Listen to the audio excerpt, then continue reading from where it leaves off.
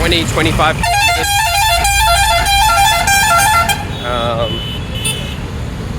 Yeah, today was always going to be a pretty busy day. Very loud. Getting around cities with the cart, the stroller can be tricky because it's not very good at turning. But my strategy was just basically get onto the main road and pretend you're a slow motorcycle, and then I'm fine.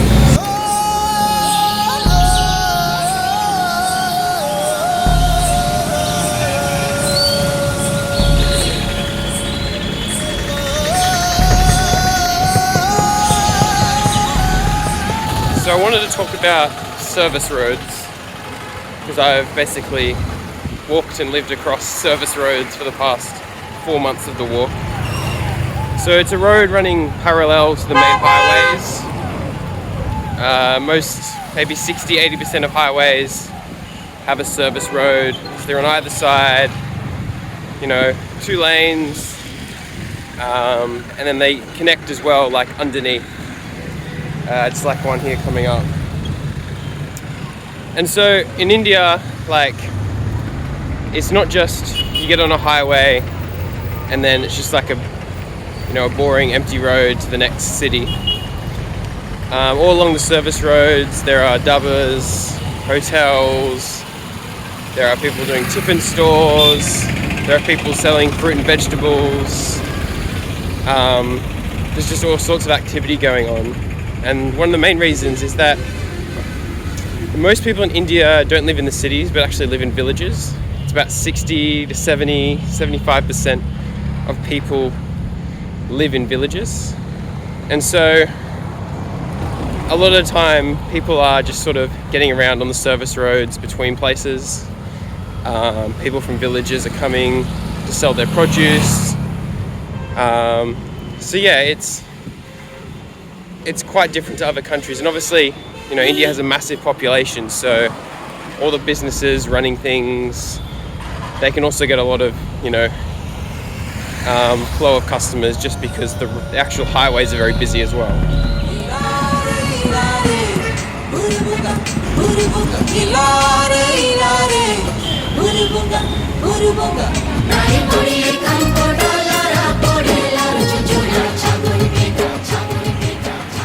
Overnight the weather forecast changed, so there's now forecast rain from noon.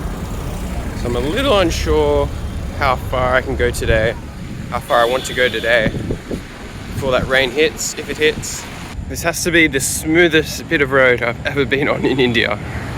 Could have only been laid like a week ago. It is so nice compared to so many roads that are torn up, dusty, gravel everywhere, holes, roadworks, chaos. This is like paradise. It's like being on a racetrack.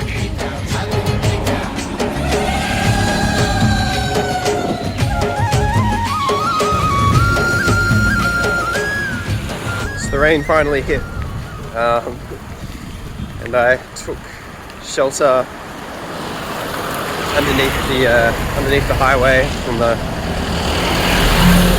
overgoing roads, and then suddenly there was like 30 or 40 other people doing the same. There was traffic jam and all sorts. It's a bit Indian craziness. I was talking to a woman there who was trying to help, someone homeless, struggling, and she was really good. She was telling me about karma and explaining things and giving recommendations to read the, I'm going to pronounce this so incorrectly, the Bhagavad Gita, which I've actually started to read in English translation. It's a famous Hindu text, quite interesting really. I sort of stopped reading it, but she was very encouraging me to get back to reading it to understand a bit more about Hinduism and everything, how people understand the world here.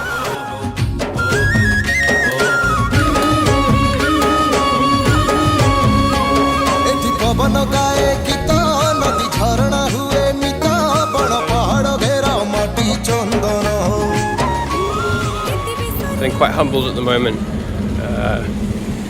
family sort of invited me in and into their home, not to stay, but to they fed me, did a whole very nice dinner, and then invited me back in the morning for breakfast into their home in their village.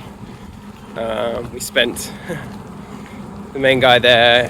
He's been learning English, and he writes English very well, so we were using pen and paper to do lots of translating and share our experiences from my home in Australia to his living in a village in India, and very generous to like give me food and water before I continue my journey, and they really didn't want me to leave this morning but already it's a late start for me. I like getting up and walking early, but that's nothing compared to spending time with people like that who want to share their stories. And I have to remember like those people and like many other I'm meeting, they've never seen a foreigner before. It takes a bit of courage for them, I think, also to speak and be open, and it's an experience they'll never forget, they said.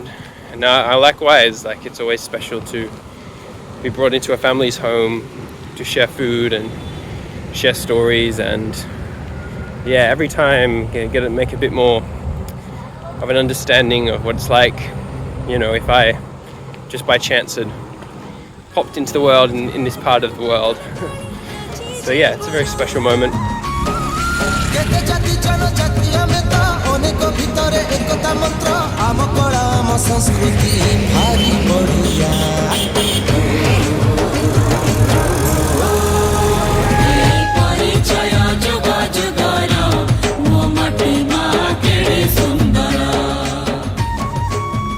I am very sick right now.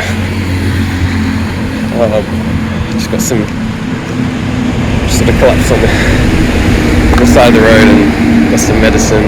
Well, guys were running out some medicine. Chemist. And it's a tough day. It's about 4 k's to a lodge, so it'll take me maybe 2 hours at this pace to get there.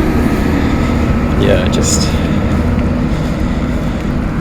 whole body is just like thrown around, shivering, vomiting. Well, I haven't vomited yet, but it feels like I'm going to diarrhea. It's tough out here. Sometimes you don't know if a decision is a very brave one or a very stupid one. So after being basically in a lodge for 3 days, diarrhea, stomach issues, fever, a couple of doctors came, injections, medicine, set off today, and I was getting a bit annoyed at the place. They had like a mice infestation, didn't really care about it. So I've got to walk 35 k's today. I just feel like walking and drinking. Seems like the best thing at the moment is just not to eat. Energy's up a little, but I've only walked 200 meters.